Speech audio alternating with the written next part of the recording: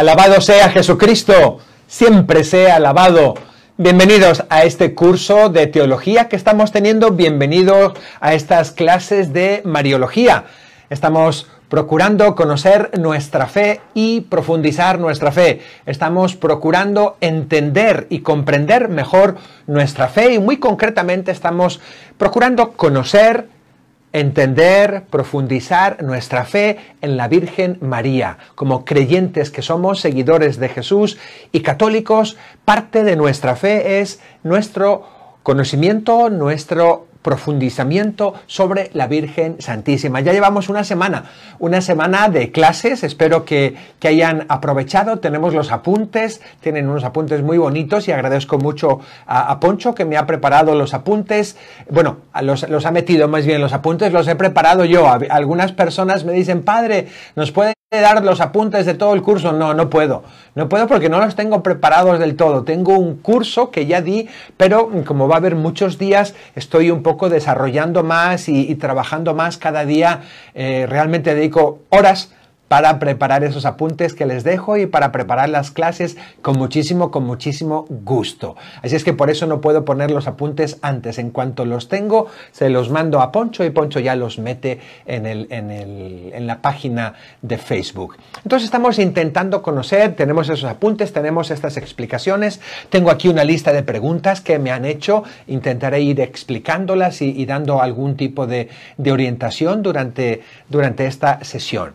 Como les digo, estamos en la primera semana y esta semana ha sido para poner los fundamentos de la Mariología. Hemos visto la Sagrada Escritura, el Antiguo y el Nuevo Testamento. Hemos visto también la historia, la tradición de la Iglesia y hoy vamos a ver un poco María en el plan de Dios nuestro Señor, en la historia de la salvación. ¿Dónde la ubicamos? ¿Dónde tenemos que ubicar a María? ¿Aquí arriba, aquí en medio, aquí abajo, del lado, del otro lado? ¿Dónde ubicamos a María en ese plan de salvación y en ese plan de redención que tiene Dios nuestro Señor para toda la humanidad? Bien, antes de seguir, les quiero decir que no se desanimen, no se desanimen. Estas primeras clases son un poco arduas, un poco difíciles, requieren quizá un poquito más de reflexión y son, puede que un poquito más aburridas porque no decimos cosas demasiado emocionantes y porque no entramos en polémicas o no entramos en discusión, ¿verdad? Pero no se desanimen, estamos intentando poner una base sólida, la Escritura y la doctrina de la Iglesia para poder edificar nuestra Mariología, para poder comprender nuestra Mariología. Ayer, por ejemplo, estuvimos viendo toda una lista diferente de documentos que a lo largo de la historia se han escrito acerca de la Virgen, que son un poco los documentos oficiales y la postura oficial de la Iglesia. Entonces, ayer simplemente estuve enunciándolos y explicándolos un poquito, muy brevemente de qué trataban. Yo no puedo entrar en mayores detalles. Personas me decían, padre, es que va muy rápido. No se preocupen, ahí tienen sus hojas. Ustedes pueden leerlo lentamente. Así es que no se preocupen. Y como digo, yo les estoy intentando dar lo que es la postura oficial de la Iglesia. Por ejemplo, una persona, y ya respondo a una de las preguntas, me dijo, padre, el título de corredentora, ¿le podemos dar a María el título de corredentora? ¿Podemos decir que María es corredentora en la obra de la salvación? ¿Corredentora en la obra de la redención? Bueno, hay uno de los documentos que les hablé ayer justamente del Papa Juan Pablo II, es Redemptoris Mater, y habla justamente del papel de María en la historia de la redención. El papel de María y es una encíclica paralela a otra que el Papa escribió sobre el Redentor, Redentor Hominis. Bien, entonces en esa carta habla del papel de María y también como les dije, el texto que leímos ayer del Concilio Vaticano II, el capítulo 8 de la Lumen Gentium, les decía que es un resumen muy bueno de lo que la Iglesia cree sobre María.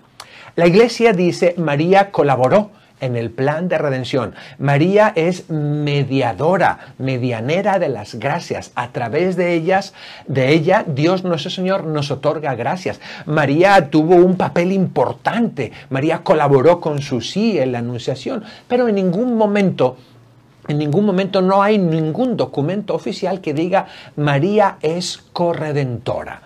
Entonces, lo que yo diga sobre si María es corredentora o no corredentora, o lo que diga cualquier teólogo, son opiniones teológicas. No es todavía magisterio de la Iglesia. La Iglesia no nos dice, oigan, esto es un dogma, tenemos que admitir con fe fiducial y con fe filial de hijos de la Iglesia, tenemos que admitir, María es corredentora. No tenemos ningún dogma. Sí tenemos, y sí nos ha dicho la Iglesia, que María ha colaborado, que María ha participado, que María ha sido activa en el plan de salvación. ¿Verdad? Eso sí lo ha dicho. Bien. Entonces, los documentos que vimos ayer son para que ustedes, les puse en sus apuntes los documentos y les puse también de qué trata el documento. Por si tienen ustedes interés en profundizar en alguno de esos temas, lo pueden hacer. Todos esos temas y todos esos documentos están en dominio público en el Google, en el Internet. Así es que no hay ningún problema. No tienen que comprarlo, no tienen que bajarlo, no tienen que imprimirlo. Bueno, cada uno haga. A mí no me gusta mucho imprimir cosas, imprimir papel, ¿verdad? Ya me he acomodado más al computer. Entonces, ahí lo pueden leer ustedes en Internet, ¿bien? Y justamente estamos hablando de María corredentora, de esa pregunta que me hicieron. Bien, María es colaboradora. Que a lo mejor la Iglesia algún día llega a decir, a aprobar el dogma de María corredentora. Es posible. Puede que sea, o puede que no sea, pero el título no le quita ni le da nada a María en cuanto a su trabajo en la obra de la redención. El título nos va a hacer a nosotros apreciar a María de una manera más clara y de una manera más nítida. Pero no es que los títulos o los dogmas sean una especie de regalo que le hacemos a la Virgen María y un aumento que le damos a la Virgen María. No es ningún aumento. Simplemente es el reconocimiento de la Iglesia de una verdad de fe que ya está ahí. Y en concreto, ese título de corredentora todavía no ha sido definido por la Iglesia y como les dije ayer, la Iglesia se mueve un poquito a empujones. Mientras no, en el buen sentido, no estoy diciendo que la Iglesia es floja o perezosa, ni muchísimo menos, no, estoy diciendo que la fe es estable. Es estable y cuando se mueve un poquito es cuando entonces a veces se hace un concilio, a veces se hace una declaración, ¿verdad? Entonces, a no ser que haya un movimiento muy fuerte en contra o un movimiento muy fuerte en pro, este dogma o cualquier otro dogma no se definirán. Así funciona la Iglesia. Y mientras tanto, no tenemos ninguna obligación moral de decir María es corredentora. Bien, vamos entonces a entrar a este tema. A este tema que tenemos hoy es María en la historia de la salvación. Y cuando hablamos de la historia de la salvación, me estoy refiriendo a María en el plan de Dios. ¿Qué lugar ocupa la Santísima Virgen en ese plan de Dios? Recuerden que la creación, Dios no hizo la creación para decir, bueno, yo no tengo nada que hacer hoy, vamos a empezar a crear cosas. Y empieza a crear cosas. No, Dios no hace la creación simplemente por hobby, no lo hace por pasatiempo, lo hace porque en su deseo y en su esencia que tiene Dios de bondad, se difunde hacia afuera. ¿Okay? Nos dicen los filósofos, bonum diffusivum sui.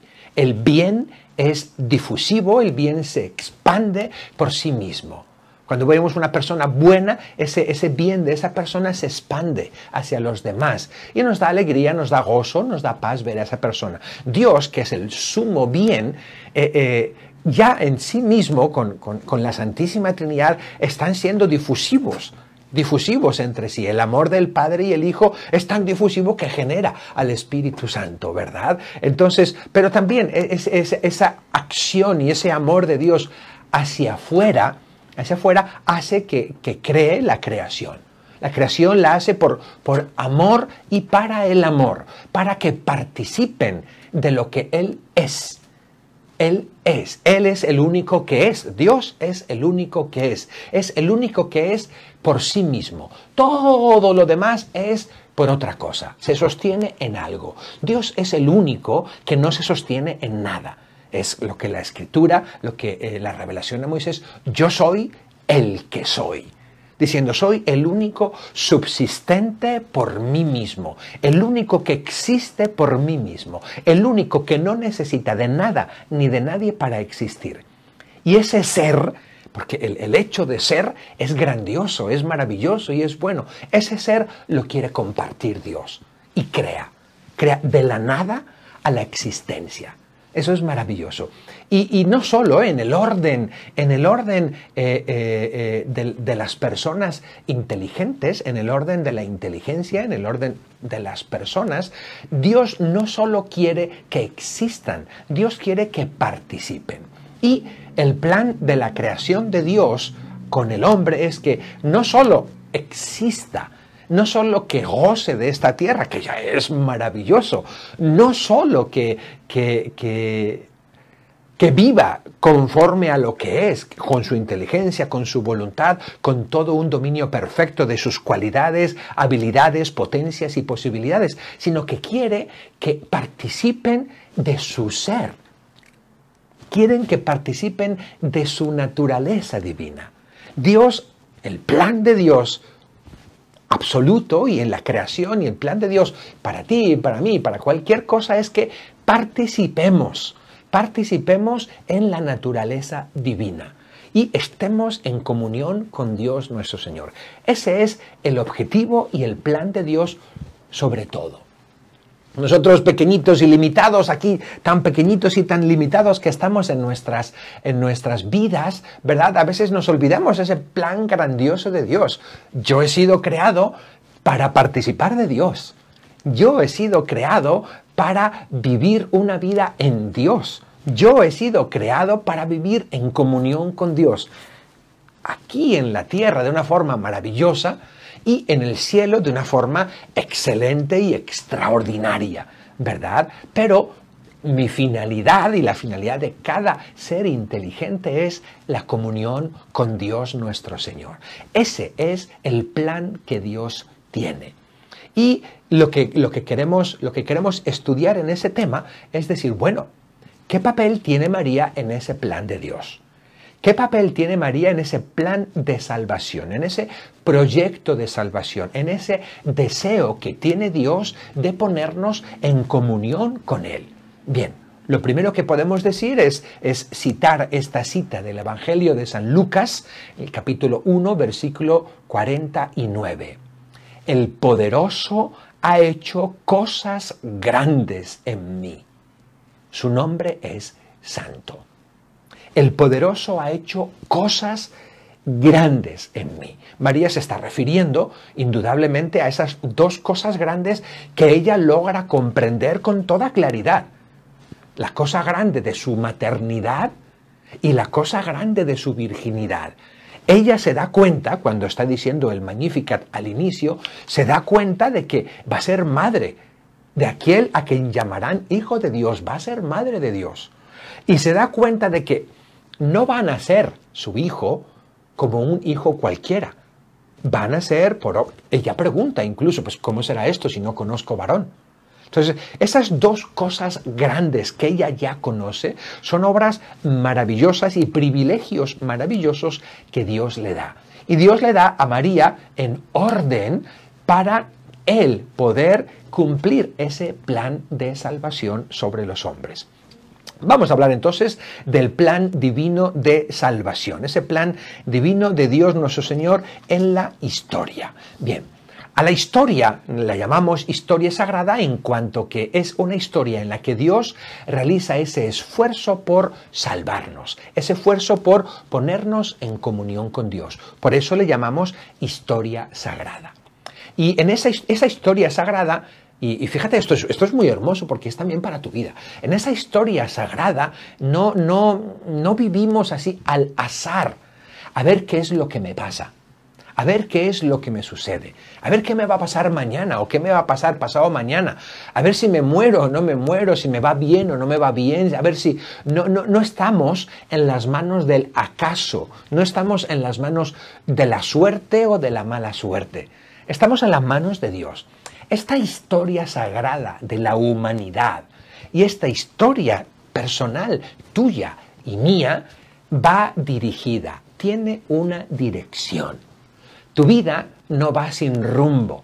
Y la historia de la humanidad, por más calamidades que sucedan, por más guerras mundiales que sucedan, por más epidemias que sucedan, la vida y el curso de la historia tiene una finalidad. Y la finalidad es el plan que Dios tiene. La finalidad es la salvación de los hombres. Esta vida está hecha para salvarnos. Esta vida está hecha para ser, como dice la primera carta de Timoteo, capítulo 2, versículo 4. Dice, Dios quiere que todos, bueno, dice solo una vez todos, pero yo lo repito, que todos los hombres se salven y lleguen al conocimiento de la verdad. Jesús dijo, yo soy la verdad. Que lleguen al conocimiento de Cristo Jesús, que lleguen al conocimiento de Dios. Quiere que todos los hombres se salven. Ha puesto en los hombres esa finalidad. Ha metido en los hombres para que nos entendamos la dirección a la que tenemos que llegar en el GPS de tu teléfono. Lo ha metido. Tu destino final es la salvación eterna. Tu destino final es la comunión con Dios. Tu destino final es la filiación divina en el cielo. Y ese es el camino que recorremos. Ese es el plan de salvación que Dios tiene. Dios, y ya voy hablando un poquito de la historia sagrada, Dios empieza ese plan, ¿cómo? Pues creando al hombre. Y ahí en el libro del Génesis, especialmente en los primeros capítulos, vemos la creación del ser humano. Lo hemos repetido muchas veces, esa creación del ser humano, esas narraciones del Génesis, ¿verdad? Son narraciones reales y verdaderas. Las verdades que se nos dicen en el Génesis son reales y son verdaderas, 100%. Pero están escritas en un lenguaje literario. Están escritas en un lenguaje literario. Así es que no podemos acercarnos a esas narraciones e intentar leerlas al pie de la letra, porque nos vamos a perder. Lo que quiere transmitir el Génesis y lo que quiere transmitir toda la Sagrada Escritura es un mensaje religioso, un mensaje de salvación. El Génesis no nos quiere transmitir un mensaje de biología, ni nos quiere transmitir un mensaje de anatomía. Entonces, si le quitaron una costilla, entonces ¿cuántas costillas tiene el hombre? No nos quiere transmitir un lenguaje, un mensaje de anatomía. Si Adán fue creado directamente por Dios, entonces no tenía ombligo porque no tenía mamá. No podemos caer en esas cosas, por así decir. No, el mensaje que nos quiere dejar el texto es un mensaje religioso y es un mensaje de salvación. Todo, absolutamente todo lo que dice es verdad, pero en lenguaje literario. Bien, entonces, vuelvo. Me encantaría darles una clase de introducción a la Sagrada Escritura, porque si no, cada texto vamos a tener que explicar cómo leerlo, y es muy laborioso. Normalmente en las facultades de teología lo primero que se estudia es cómo acercarnos a la Escritura, cómo leer la Escritura y cómo entender la Escritura. Si no, cada curso que se dan es tener que explicar este texto y tener que no sé qué y volver a lo mismo. ¿Por qué? Porque no hay unas bases de cómo leer la Escritura y cómo analizar la Escritura y cómo comprender la Escritura. Bien, por eso al inicio de cada texto, pues a veces recuerdo cosas. Bien, al hombre. Dios crea al hombre y se da cuenta de que es bueno, de que la creación era buena y de que la creación del ser humano es muy buena y está feliz. Y dice en lenguaje literario, dice, entonces después de que Dios creó al hombre y a la mujer, fíjate, primero lo crea y lo completa, está totalmente completo. Y dice, después de haber creado al hombre y a la mujer, hizo un jardín y puso a esos seres humanos en el jardín. Y en ese jardín bajaba el Señor todas las tardes, a la hora de la brisa, y platicaba con ellos. Es lenguaje literario, pero es una verdad monumental, es una verdad tan grande como un edificio, verdad tan grande como una catedral. Dios nuestro Señor, que crea al ser humano, el ser humano en su naturaleza humana es precioso. El ser humano en su naturaleza humana es maravilloso, porque tiene una inteligencia capaz de conocer la verdad, porque tiene una voluntad capaz de hacer el bien, porque tiene unos sentimientos, el ser humano, cuando ha sido creado por Dios nuestro Señor, en justicia y en santidad originales, tiene un dominio y un control perfecto sobre sus potencias. Es el jinete de sí mismo. Él es el que controla su propio ser. Nosotros a veces no nos controlamos. Nosotros tenemos las concupiscencias, o sea, los deseos desordenados que nos llevan aquí, nos llevan a deseos de poder, que nos llevan allá, que nos llevan a deseos de tener cosas, que nos llevan allá, que nos llevan a deseos de placer y no sabemos controlarnos. Es una lucha muy grande, tan grande que San Pablo decía, es que veo el bien y lo quiero y sin embargo hago el mal. Claro, porque estamos chafados. El primer hombre, Adán y Eva, en el plan de Dios, los crea perfectos, con un dominio perfecto, con una armonía perfecta. Estoy hablando del plan de Dios para meter a María, ¿verdad? Pero quiero ponerme en contexto y creo que me estoy alargando mucho. Pero bueno, entonces, crea al hombre en un plano perfecto, pero lo eleva, lo eleva. Ese plano humano, dice Dios, ¡guau! Voy a elevarlo a un plano sobrenatural.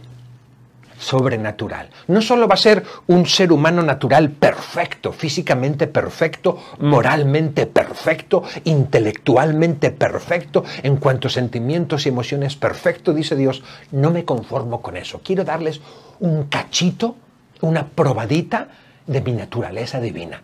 Los quiero poner en comunión, los quiero levantar al orden sobrenatural. Y en esa imagen los pone en un jardín de delicias, en que tienen acceso a los diversos árboles. No solo árboles frutales, sino que árboles de la vida, árbol del bien y del mal, y quién sabe cuántos otros árboles en ese lenguaje literario tenía ahí. Y el árbol maravilloso, o más que árbol, el don maravilloso sobrenatural, o sea, por encima de la naturaleza humana, Génesis nos lo explica diciendo que Dios bajaba todas las tardes y platicaba con ellos, que tenían esa familiaridad directa con Dios, que tenían esa comunión directa con Dios. Y de repente un día, ¡cataplum! Se acaba. Se acaba, ese plan maravilloso de Dios se rompe. ¿Se rompe por qué? ¿Porque Dios falló? No, Dios no falló. Dios hizo al hombre libre. Y el que falló es el ser humano. Ese plan de Dios nuestro Señor, podríamos decir, se vino a la borda. ¿Te falló, Señor? Bueno, el Señor es capaz de hacer cosas maravillosas y justamente, ahí como lo vimos el otro día, justamente el Señor en Génesis 3:15 dice, pondré enemistades y tu descendencia te pisará la cabeza. La descendencia de la mujer y la mujer misma te pisarán la cabeza al mal. ¿Ok? Y Dios nuestro Señor en ese mismo momento hace un nuevo plan. Por así decir, son explicaciones para que nosotros entendamos, ¿verdad? Y por lo menos yo así lo puedo entender un poco más claramente. Como que crea un nuevo plan, pero es un plan todavía más maravilloso. Si ya era maravilloso el haber creado al hombre y era maravilloso el haberlo levantado a la naturaleza sobrenatural, haberlo levantado de su naturaleza humana a una naturaleza sobrehumana, sobrenatural, el plan de Dios es todavía muchísimo más grande. Y es en Cristo. En Cristo. Nos hace nuevo plan, ¿verdad? Plan primero, plan A, hacer un hombre perfecto. Plan B, ponerlo en comunión con Dios. Plan C, hacerlo hijo en el Hijo. ¡Wow! Este es el plan que Dios tiene. Y para cumplir ese plan, En la Sagrada Escritura vemos que Dios elige a un pueblo. Dios elige a un pueblo para llevar adelante ese plan, para ponerlos en comunión. ¿Ok? Y va fallando ese pueblo va fallando de tal manera que no logra cumplir el plan de Dios. En esa comparación que tiene la Sagrada Escritura de que Dios es el esposo y Israel, el pueblo escogido para estar con Dios, es la esposa, y dice, falló la esposa y ha fallado un montón de veces. Esta esposa nos ha fallado un montón de veces. Bien. Pero Dios no se da por vencido, y Dios sigue, y Dios continúa, y Dios está perseverante, porque como veíamos en Timoteo, Dios quiere que todos los hombres se salven, ¿ok? Y quiere no solo que se salven, sino que nos hagamos hijos en el Hijo, como dice Efesios 1, 3 al 6, y luego Gálatas también 3, 25 al 26. Bien, ese es el plan maravilloso que Dios tiene. Y escoge al pueblo elegido, escoge a Abraham, de Abraham hace una familia, de esa familia hace una tribu, de esa tribu hace un pueblo, y ese pueblo de dura cabeza va una y otra vez, como su primer padre, Adán, ¿verdad? Rompiendo esa alianza. Dios que hace una alianza de amor con ese pueblo, la rompe. Dios que les da unos mandamientos y hace la alianza con el pueblo, los rompe los mandamientos. Dios que se entrega y que manda profetas y que se revela, rompe esa fidelidad. Bien, y nos presenta justamente toda la Sagrada Escritura es la historia del pueblo de Dios. La historia del pueblo de Dios que no logra responder a su Señor, que no logra caminar por ese camino de salvación que le quiere llevar el Señor. Y en ese esfuerzo continuo de Dios nuestro Señor de revelarse y de acercarse y de amar más y más y más y más, nos manda a su Hijo. Nos manda a su Hijo, que se hace carne. Y ese plan que tiene maravilloso de hacernos hijos en el Hijo, como decía Gálatas 3:25, de hacernos hijos en el Hijo, lo hace a través de Cristo. Manda a Cristo, y ese Cristo nace de una mujer, Bien, es un poco la historia de la salvación resumida y que termina, sino que culmina en la venida de Jesucristo. Jesús es el centro de la historia, de toda la historia. Es el centro sustancial de toda la historia, porque, como decíamos antes, toda la historia y toda la humanidad va dirigida a encontrarse con Dios y ponerse en comunión con Dios. Y esa comunión y esa filiación la alcanzamos solamente en el Hijo. Ese Hijo nacido bajo la ley y nacido de una mujer. Esa mujer es María. Bien, María en ese plan de salvación entra como un instrumento. Es a través de ella que Dios puede realizar su plan. Más que puede, quiso. No solo pudo, sino que lo quiso. Y porque lo quiso, lo hizo. ¿Ok? Dios puede realizar las cosas de muchas maneras. ¿Ok? Pero Él es inteligente más que tú y más que yo. Es infinitamente inteligente. Y entre las opciones, por así decirlo, porque Dios no tiene opciones, ¿verdad? Entre las opciones estaba hacerlo a través de una mujer y que esa mujer se llamara María. Dios así pudo hacerlo y así lo quiso y así lo hizo. ¿Sí? Y esto es bien importante, porque a veces no damos la importancia necesaria al plan de Dios y a la manera en que Dios quiere hacer las cosas. Oye, si Dios, con su inteligencia y con su poder, quiso hacer las cosas de esta manera y así lo hizo, vaya, sus razones y sus motivos tendrá. Entonces, María funciona en el plan de salvación, primero que nada, como un instrumento. Un instrumento cuando llega la plenitud de los tiempos en Jesucristo. Jesucristo se encarna y viene a otorgarnos de nuevo lo que Adán había perdido. Eso que había perdido de su humanidad equilibrada y que había perdido de su comunión con Dios nuestro Señor, Jesús lo viene a solucionar. Y Jesús lo viene a arreglar de manera infinita y de manera maravillosa. ¿Sí? Y lo hace a través de su abajamiento. Se abaja, Cristo se hizo obediente y obediente hasta la muerte y muerte de cruz por nosotros. Cristo, que siendo Dios, siendo el Verbo que estaba con el Padre, que existía desde el inicio, viene a esta tierra. Usa el camino de la humillación, el camino del abajamiento. Y es a través de ese abajamiento que encuentra, por así decir, a una pobre esclava y sierva, humilde. El Señor ha mirado la humillación de su esclava, dice María en el Magnificat. Y en ese punto más bajo que llega Jesús y que encuentra el seno virginal de su madre, es donde empieza, no donde empieza la historia de la salvación, porque empieza desde siempre, es eterna, ¿verdad? Pero es donde comienza en el tiempo esa historia de Jesús. Y Jesús, a través de María, es instrumento María, un instrumento activo, un instrumento colaborador, un instrumento libre que dice, hágase en mí, según tu palabra, yo soy la sierva. Y no es un hágase en mí precipitado de susto o de miedo, no. María, claro que tenía miedo. El ángel le tiene que decir, no temas, María. Y le explica el ángel. Y María tiene tiempo para decirle, ¿cómo será esto? También ella pregunta, ¿verdad? No es un sí acelerado, no es un sí, no, es un sí que lo ha pensado y que lo da libremente. Su colaboración en la obra de la redención, en la obra de la salvación de los hombres, es activa.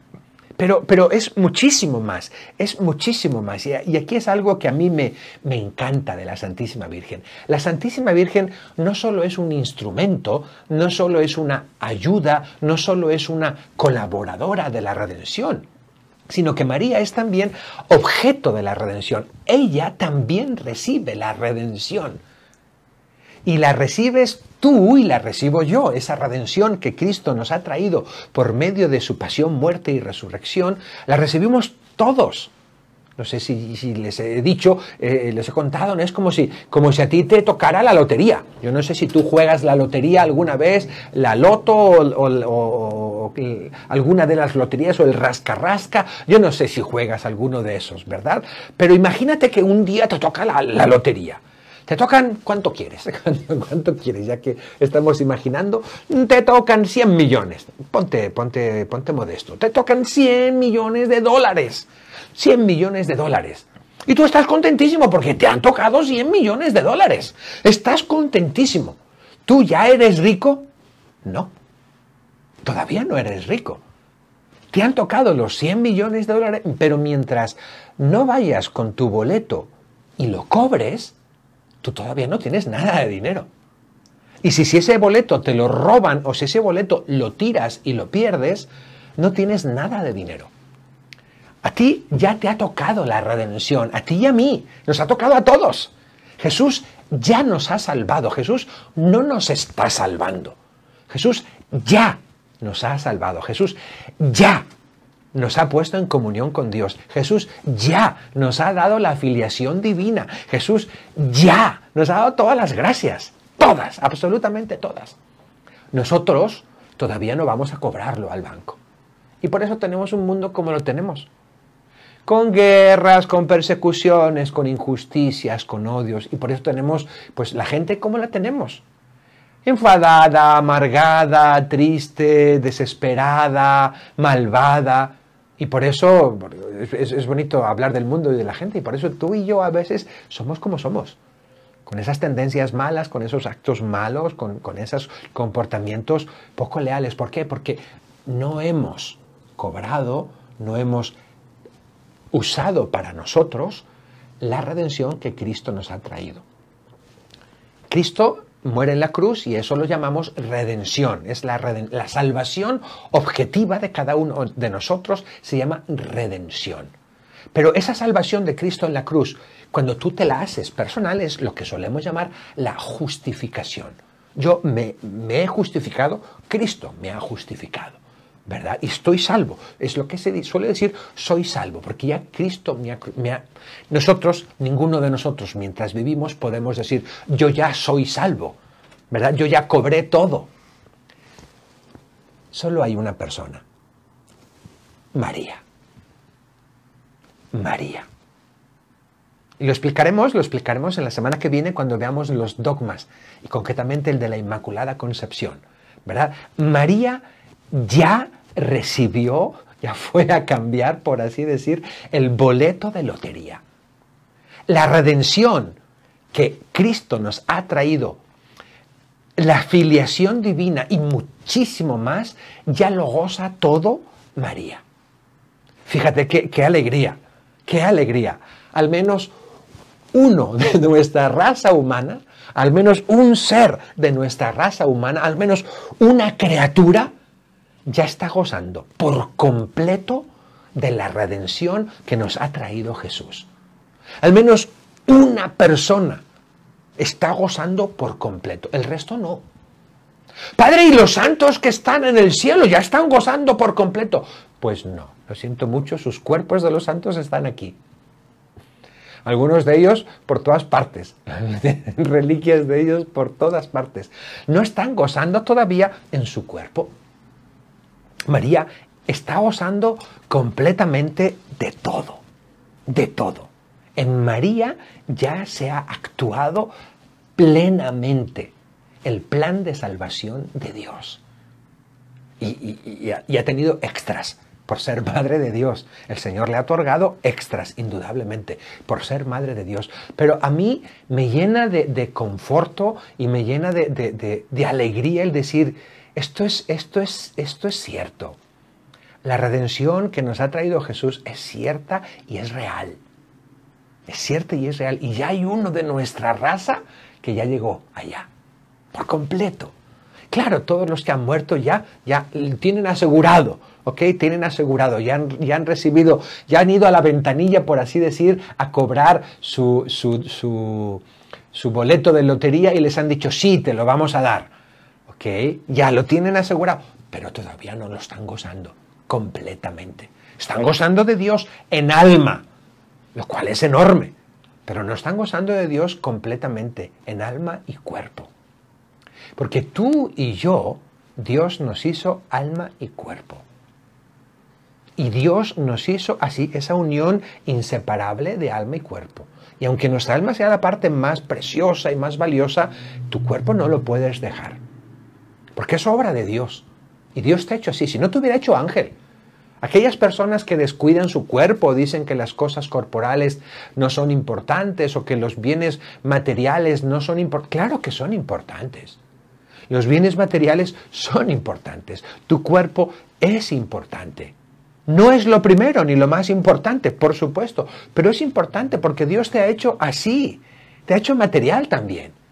Y los goces materiales son muy buenos también. Son buenísimos. Gozar de las cosas, porque Dios nos ha hecho así. Las personas que dicen, ay, yo no gozo de las cosas materiales, no gozo de la buena música, no gozo de la buena comida, porque esas son cosas mundanas. Bueno, Dios te hubiera hecho ángel. Si Él quisiera que tú no gozaras de esas cosas, Dios te hubiera hecho ángel. Pero nos ha hecho corpóreos. Y nos ha hecho así, con el sentido del olfato y del gusto y del tacto y con sentimientos y con oído. Y esas cosas son parte de nuestra naturaleza. Y gozaremos un día completamente de Dios. María ya está gozando de eso. Vamos a ver un poco las obras que Dios ha realizado en María. No sé qué otro... bueno, voy a responder alguna de las preguntas que me hicieron, porque si no va a aumentar el tiempo y no voy a poder responder. Bien, sobre los hermanos de Jesús ya respondí. Y podemos estar respondiendo 48 veces, ¿verdad? No es tanto sobre los hermanos de Jesús, es la manera en que tenemos de acercarnos a la Escritura. Dependiendo del acercamiento que tú tengas a la Escritura, tendrás conclusiones muy diferentes. No sé si les comenté a ustedes o les comenté en otro lugar, que creo que en la misa. Estaba leyendo un libro, ¿Cómo me hice ateo? ¿Cómo me hice ateo? ¿De un creyente o un disque creyente que había estudiado en una escuela, en un colegio religioso y su educación era católica toda la vida? Y dice, ¿cómo me hice ateo? ¿Y sabes cómo se hizo ateo? Leyendo la Biblia. Leyendo la Biblia, él llegó a la conclusión de que era una farsa y una mentira. Leyendo la Biblia. Claro, ¿por qué? Porque no la leyó correctamente. Entonces, hay muchas lecturas de la Biblia.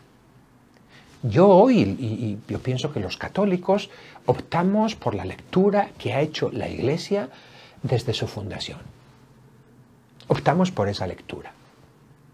No encontramos cosas nuevas o cosas diferentes o cosas no sé qué. Optamos por esa lectura. No interpretamos la Escritura por nosotros mismos. Ponemos humildemente nuestras interpretaciones al oído de la Iglesia. Y a que la Iglesia nos diga, está bien esta interpretación o no está bien esta interpretación. ¿Sí? Entonces, lo de los hermanos de Jesús es más que de los hermanos de Jesús, el problema es de cómo te acercas a leer la Biblia. Porque si te acercas de una manera, pues, por más que uno te explique y te quiera decir las cosas, siempre hay maneras. Puedes tomar un texto o un versículo por el que contradigas cualquier dogma de la fe católica. Y un católico puede tomar cualquier versículo de la Biblia que apoye su fe católica. Pero es que no se trata de eso. No es una guerra de versículos. La Sagrada Escritura no es para pegarnos en la cabeza con ella. Para eso nos escribió. Es para llenarnos de Dios y para conocer el mensaje de salvación de Dios. Bien.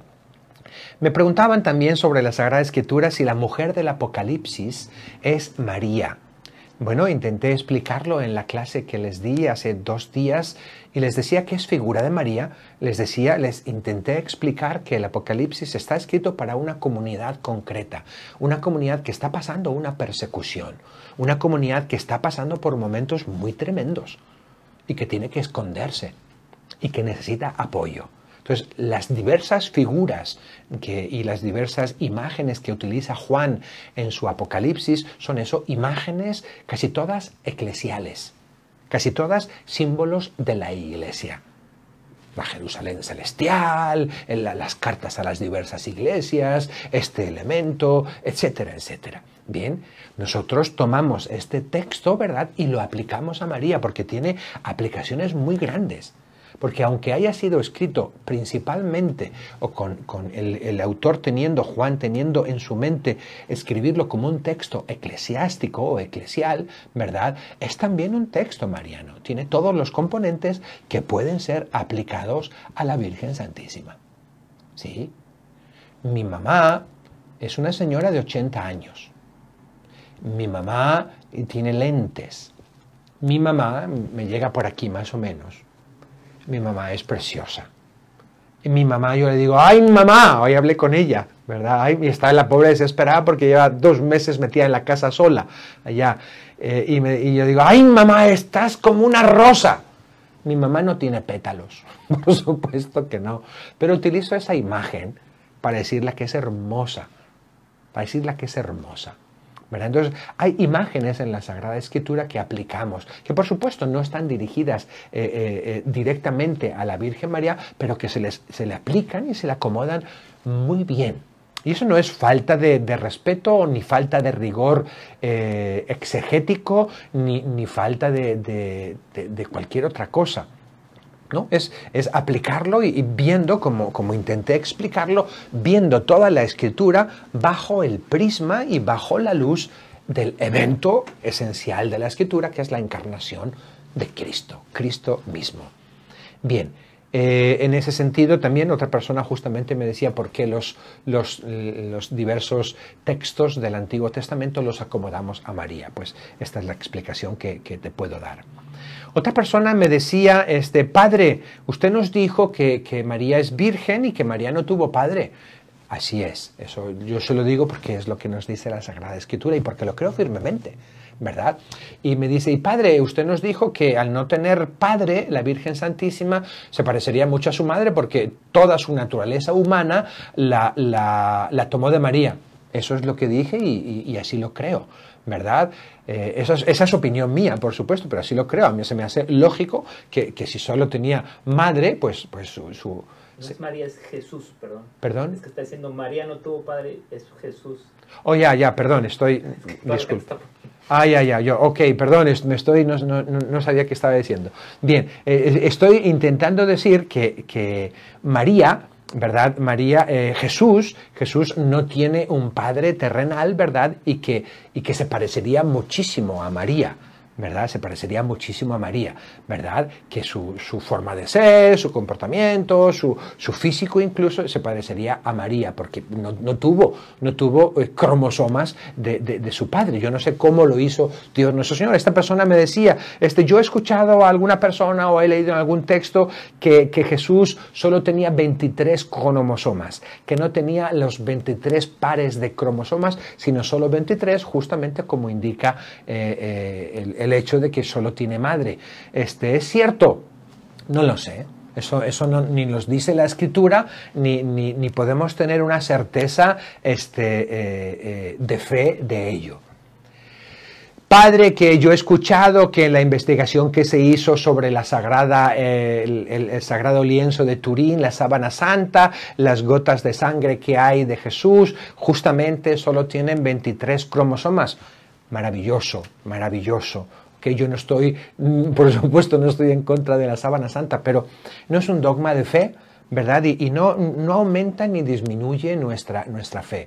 El saber si Jesús tenía 23 cromosomas o el saber si Jesús tenía 23 pares de cromosomas no da fundamento a nuestra fe, ¿verdad? Entonces, yo no te puedo responder, si los tenía o no los tenía. Yo te podría dar mi opinión personal mía, pero me la guardo, porque aquí estoy intentando dar la opinión de la Iglesia. La Iglesia no se ha pronunciado en este respecto y seguramente jamás se pronunciará a este respecto, porque son elementos que no son competencia de la Iglesia, aunque tocan científicamente a la Iglesia, pero no son competencia de la Iglesia. Bien.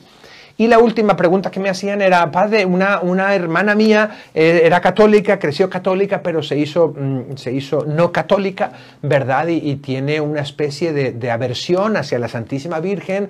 Y cuando viene a la casa se burla de mí porque tengo un cuadro de la Virgen y se burla de mí porque rezo el rosario. ¿Qué puedo hacer, padre? ¿La tiro por la ventana o la meto en el horno? Bueno, ninguna de las dos cosas. No tienes que hacer nada. No tienes que hacer nada. Tú ten tu devoción a la Virgen Santísima, ten tu amor a la Virgen Santísima y lo que tu hermana haga, pues bueno, pídele respeto a tu hermana. Pídele respeto, bueno, estás en mi casa, te pido respeto, ¿verdad? Muchas personas cuando abandonan su fe, cuando abandonan la fe católica, la abandonan porque nunca la vivieron muy bien, muchos de ellos, porque la vivieron, aunque hayan estado toda la vida dentro de la Iglesia. Yo he tenido experiencias de personas que han estado toda la vida dentro de la Iglesia, pero que han estado superficialmente. Fíjate, las bancas llevan toda la vida dentro de la Iglesia, escuchando todos los sermones, y no por eso son más santas o mejores cristianas. Y muchas personas podemos estar toda la vida yendo a las misas, todo, pero nunca conocí a Jesús. Hace 2 días fui a un entierro, 2 días o 3 días fui a un entierro, ¿no? Y me encantó unas palabras que dijo uno de los hijos de la difunto. Y hablaba justamente del momento en que su mamá se encontró con Jesús. Y leyó ese texto de Job que decía, hasta entonces yo te conocía solo de palabra, pero ahora te conozco de frente, te conozco como eres. Y muchas personas hacen esa experiencia de Jesús. Conocen a Jesús y otras personas pueden llevar años y años y años sin conocer a Jesús. Dentro de la iglesia, en un ministerio, viniendo a las misas, en un grupo, pero sin tener una experiencia de Jesús. Y eso es muy triste, ¿verdad? Entonces, muchas personas dejan la iglesia porque nunca tuvieron una experiencia con Jesús. Entonces, al dejar la iglesia, no pueden decir, ¿sabes qué? Yo dejo la iglesia porque fui una mala católica y no me encontré con Jesús. Nadie va a decir eso. Todos van a procurar un poco defenderse, ¿ok? Y echar la culpa al otro. La culpa la tuvo el otro, la culpa la tuvo la Iglesia Católica que no me enseñó, la culpa la tuvo la Iglesia Católica que tiene estas cosas. Me encontré con Cristo en esta iglesia y muchas personas sí se encuentran con Cristo en otras iglesias, sí lo hacen. Y a mí me da una pena muy, muy tremenda y me remuerde mucho la conciencia. Y me dice, curita, ¿dónde has estado? Has tenido este feligrés aquí tanto tiempo y no has logrado acercarlo a Jesús. ¿Qué pasó? Que un viento se lo lleva así de esa manera. Entonces, más que ponerme a pelear con mi hermana que se burla de mí o que me quita los cuadros, tendremos que empezar a hacer una experiencia personal de Jesús y después una experiencia personal también de su Santísima Madre. Termino con esto, ya ustedes lean las siguientes páginas. La semana que viene, esta semana, como les he dicho, ha sido un poco más pesada y un poco más, porque estamos poniendo los cimientos y porque no estamos acostumbrados a pensar teológicamente, a buscar explicaciones y a buscar entendimiento de nuestra fe. Creemos y simplemente, ¿verdad? La semana que viene va a estar buenísima. Vamos a ver los dogmas marianos. Vamos a ver cada uno de esos dogmas oficiales en los que cree la Iglesia. Vamos a explicar, mire, esta es la enseñanza oficial de la Iglesia. ¿Ok? No hay otros dogmas o no hay otras cosas. Esta es la enseñanza oficial de la Iglesia y lo es por esto y por esto y por esto y por esto. Y recorremos cada uno de estos 4 dogmas y algunos otros elementos. Lo recorremos desde la Escritura, desde la historia, desde los santos padres, desde el magisterio, desde nuestra vida, etcétera, etcétera.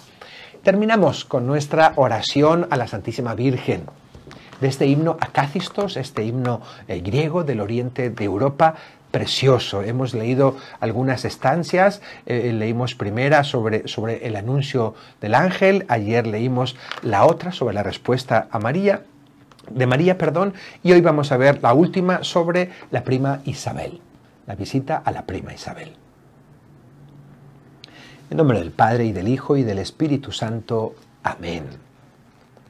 Con el niño en su seno, presurosa María a su prima Isabel visitaba.